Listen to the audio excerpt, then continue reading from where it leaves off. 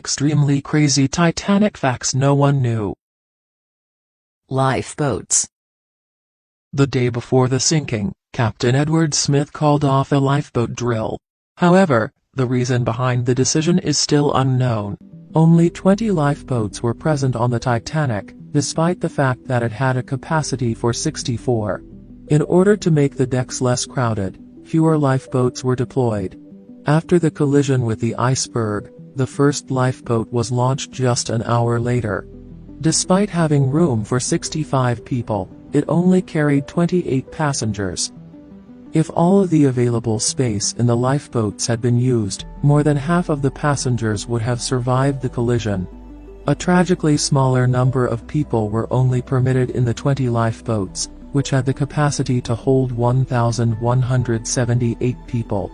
Among the 20 lifeboats, only 18 were successfully launched. To release all of the lifeboats took 80 minutes.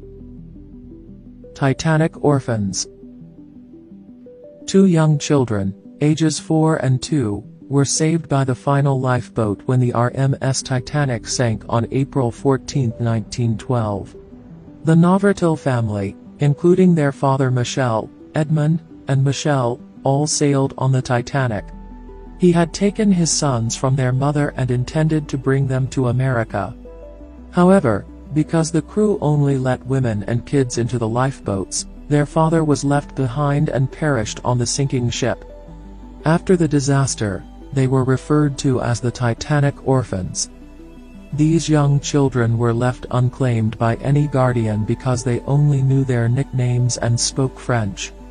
They weren't reunited with their mother until May 1912 at the latest. Plagued by tragedy right from the start.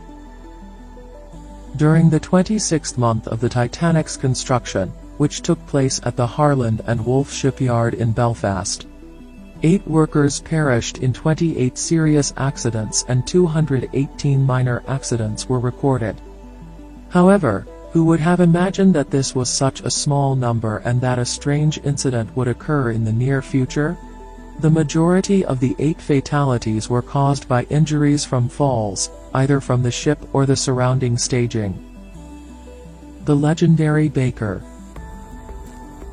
The RMS Titanic's head baker was Charles Jockin.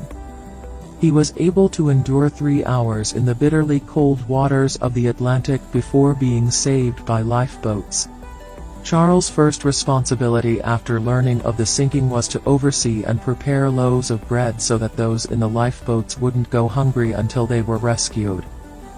While everyone was running around in fear, he went to his room and drank brandy first. Charles was essentially the last person to leave the ship as it sank. He emphasized that drinking alcohol enabled him to stay warm in the chilly water for 3 hours. Fake funnels of the Titanic. The Titanic had 4 funnels, only 3 of which were operational. The first 3 funnels had connections to the furnaces, but the 4th was a fake. A ventilation shaft for the kitchen served as the primary purpose of the 4th funnel. It was built to add some symmetry to the ship's majestic and beautiful appearance. The other 3 funnels released soot and smoke. The wealthiest man aboard.